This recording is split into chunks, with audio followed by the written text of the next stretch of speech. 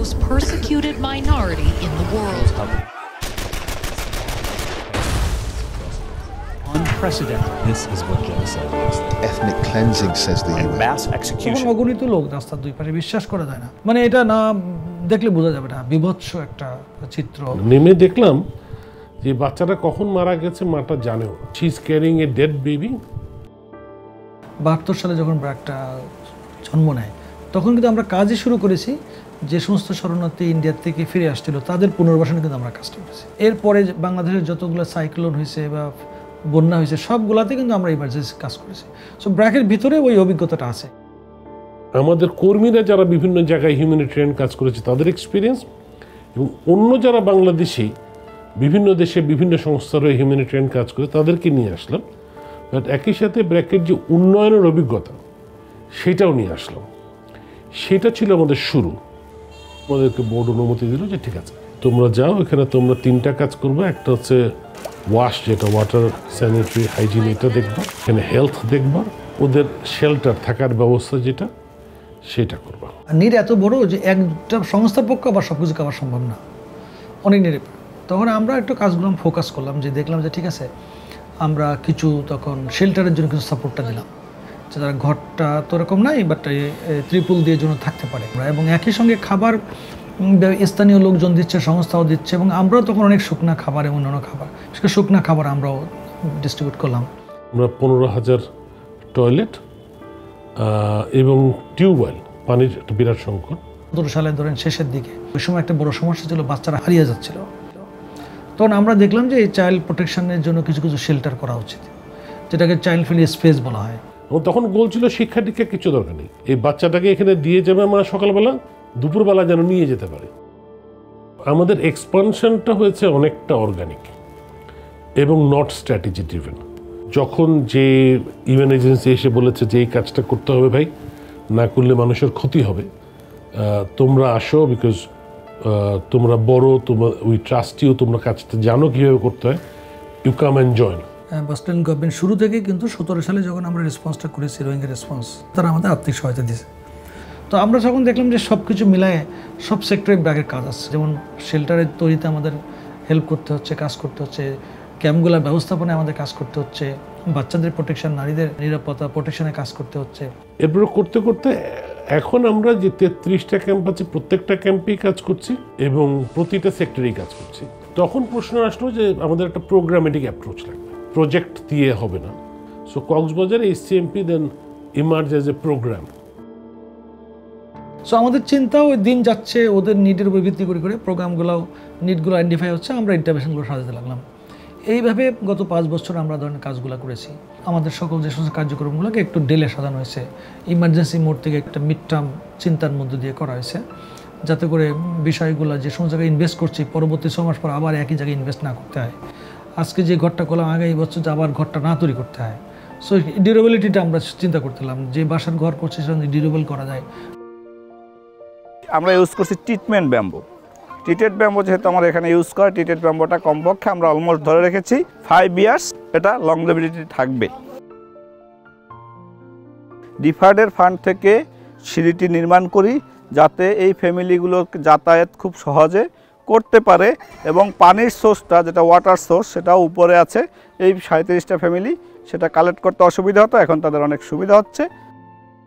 5 বছরের মাথায় আসার পরে আমরা দেখলাম যে অনেক অসংক্রামক রোগ আসলে বাড়ছে, হাইপারটেনশন, ডায়াবেটিস, কারণ তাদের ভিতরে দুশ্চিন্তা আছে কবে তারা ফিরে যাবে।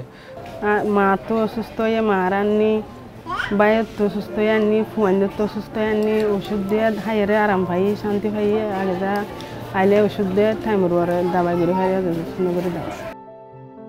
সারা পৃথিবী চিন্তা করছিল বা এটা নিয়ে কথা হতো যে হিউম্যানিটেরিয়ান অ্যাক্টিভিটিতে রিফিউজি ভয়েস কী করে আনা যায়। Accountability to the Rohingya population আমাদের প্রথম থেকে একটা প্রিন্সিপালের জায়গা এটা। তো আমরা যখন রোহিঙ্গা ক্যাম্পে এই ওয়াশ ফ্যাসিলিটি তৈরি করা শুরু করলাম, আমরাও দেখলাম যে রোহিঙ্গাদের যে টয়লেট বানানো হয় এটা ওই 2 দিন পরেই এটা নষ্ট হয়ে যায়, এটা নষ্ট হয়ে যায়, কে ঠিক করবে, কারো দায়িত্ব না। সো আমরা যে রোহিঙ্গা ক্যাম্পের ভিতরে ওয়াশ কমিটি বানালাম, স্কুল কমিটি বানালাম, যেগুলি আমরা সারা বাংলাদেশে করি। টেকসই উন্নয়ন এবং লম্বা সময় যে ইম্প্যাক্ট ফেলতে পারে এনভায়রনমেন্টের উপরে, ক্লাইমেটের উপরে, সেটা আমাদের চিন্তার মধ্যে। সেই ইনোভেশনগুলো কিন্তু আমরা অলরেডি শুরু করেছি। যে জায়গাগুলো রোহিঙ্গা পপুলেশন থাকেন, এটা একটা পাহাড়ি এলাকা এবং এটার যোগাযোগ ব্যবস্থা অতটা ভালো না। আমরা কিন্তু ওখানে অনেকটা ওয়াটার পাইপ নেটওয়ার্ক সিস্টেম চালু করছি, কারণ দেখলাম যে ওয়াটার একটা বড় ক্রাইসিস। যেহেতু অল্প জায়গায় অনেক লোক থাকে, তাহলে এই যে মলটা যেন একটা সেন্ট্রাল জায়গায় যে ট্রিটমেন্ট করা হয়, কারণ যত্রতত্র ফেললে যেমন আন্ডারগ্রাউন্ড পানি কন্টামিনেট হবে, ওখানে ব্যাকটেরিয়াল কন্টামিনেশন হবে, ওগুলো মানুষ খেলে ডায়রিয়া কলেরা হবে, ওই পানিটা তো পাশের আমার হোস্টেও যাবে। আমরা চেষ্টা করছি যে এগুলোকেও একটা সিস্টেমের মধ্যে নিয়ে আসতে, এবং অবাক হবেন এই পর্যন্ত 5 বছরে বড় আকারে আমরা কোনো আউটব্রেক হতে দেয়নি। We started this program of development in Cox's Bazar right after our intervention in camp. এই রিফিউজি ক্রাইসিসের ফলে কক্সবাজারের বাসী জীবন জীবিকায় বিরাট নেগেটিভ এফেক্ট পড়েছে। আমাদের একটা আলট্রা পুয়ার গ্র্যাজুয়েশন প্রোগ্রাম আছে, যেটা কক্সবাজারে বন্ধ হয়েছে 2016 সালে, কিন্তু আমরা 2018-তে আবার আলট্রা পুয়ার গ্র্যাজুয়েশন নিয়ে কক্সবাজারে গেছি, এবং প্রথম থেকে আমরা বলে আসছি যে আমাদের রেসপন্স হওয়া উচিত for all affected people. Affected host হতে পারে, এফেক্টেড এফডিএমএন হতে পারে।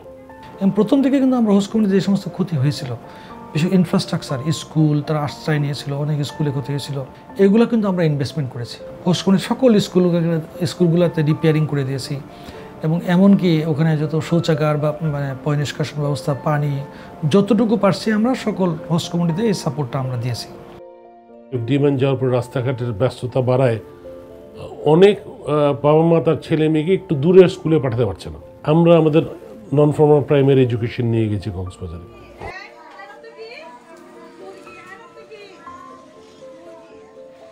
সুবিধা পঞ্চায়েত আই ফের যে দূরে যানো হরিয়ান তো হাসে গাড়ি ঘোড়ার লই জামেলা করানো পরে দূরে যা খুঁজছে তো হাতা বই হাতা দিয়ে ফিরি এন্তু সুবিধা পাই, ফোনে শিক্ষিত হয়ে ফাইছে এন্তু সুবিধা পাই।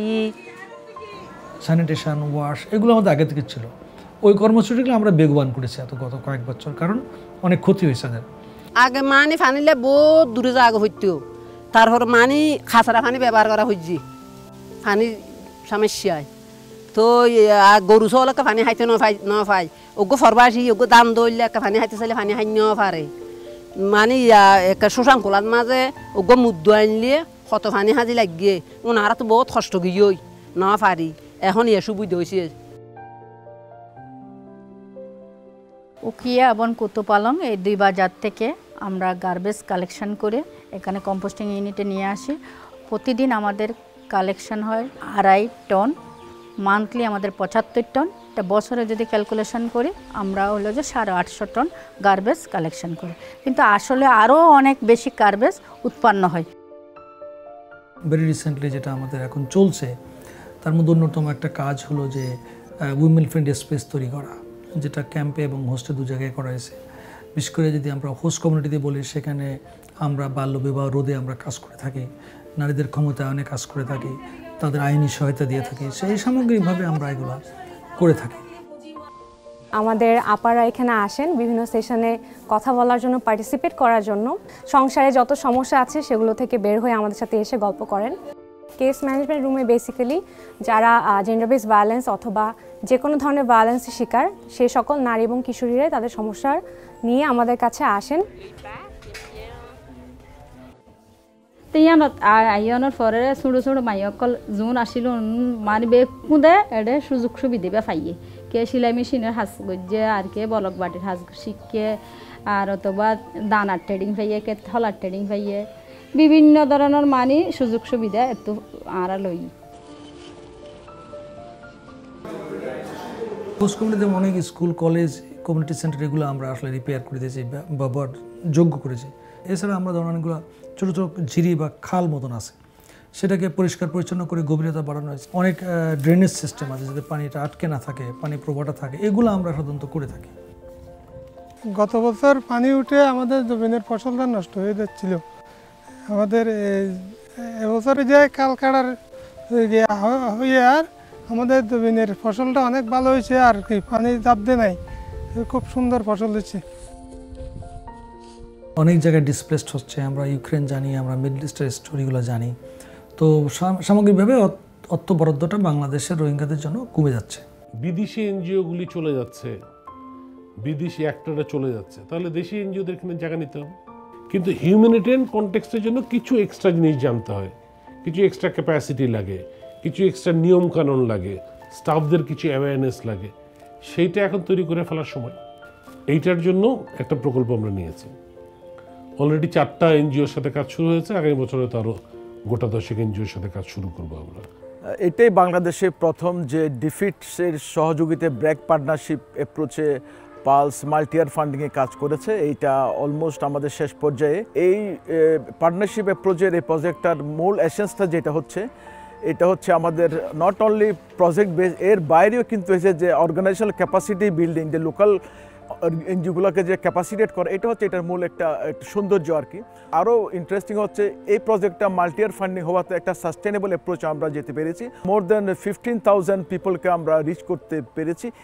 ব্র্যাকের কার্যক্রম অনেকদিন ধরে চলছে এখানে, খুব ভালো কাজ করছে ব্র্যাক। বিশেষ করে তাদের প্রশংসার দাবিদার রয়েছে, লাইভলিহুড প্রোগ্রাম একটা আছে, এখানে তারা নারী সদস্যদেরকে আত্মকর্মসংস্থানে উদ্বুদ্ধ করার পাশাপাশি তাদেরকে স্বাবলম্বী করছে, এটা খুবই ইফেক্টিভ। এই যে কার্যক্রমগুলো, গরু ছাগল পালা বা হচ্ছে বিভিন্ন ধরনের কৃষিকাজ বা অর্থ উপার্জনের যে কর্মকাণ্ডগুলো, এই কর্মকাণ্ড খুব তার এখানকার জনগোষ্ঠীর জন্য কাজে লাগে।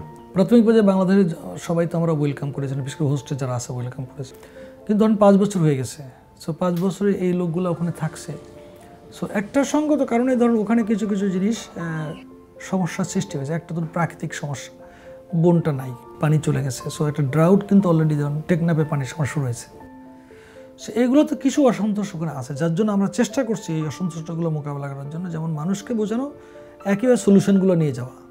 সো আমরা রোহিঙ্গাদের যেই ছবিগুলি দেখছি, যে বর্ণনাগুলি পড়ছি, এইটা একটা হিউম্যানাইজেশন, রোহিঙ্গাদেরকে আমরা মানুষের নিচে নামিয়ে ফেলছি।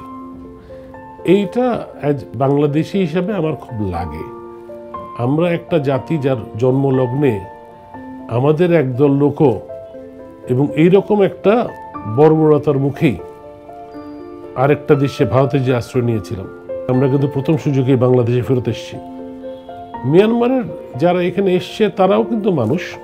ক্যাম্পের ভিতরে যে কনফ্লিক্ট, এইটাকে আমাদের সঠিক কনটেক্সটে এই রোহিঙ্গাদেরকে দেখতে হবে এবং দেখাতে হবে। আমরা সরকারের সাথে সবসময় একমত যে এরা যেহেতু মিয়ানমার থেকে আসছেন, ওনাদেরকে মিয়ানমারে যেতে হবে, কিন্তু যাওয়াটা হতে হবে নিরাপদ, ডিগনিফাইড ওয়েতে এবং ভলান্টারি। না যাওয়া পর্যন্ত যে সমস্ত বেসিক সার্ভিসগুলো দেওয়া লাগে, যে ইমার্জেন্সি সাপোর্টগুলো দেওয়া লাগে, সেগুলোতে আমরা সরকারের অনুমোদন নিয়ে, সরকারের সাথে কাজ করে, সরকারের পরিকল্পনা নিয়ে ইউএন এজেন্সিগুলোর মাধ্যমে কাজগুলো চালিয়ে যাব, যাতে করে রোহিঙ্গা পপুলেশন যেন কোনো ডিপ্রাইভ না হয়, স্থানীয় জনগণের জন্য ডিপ্রাইভ না হয়।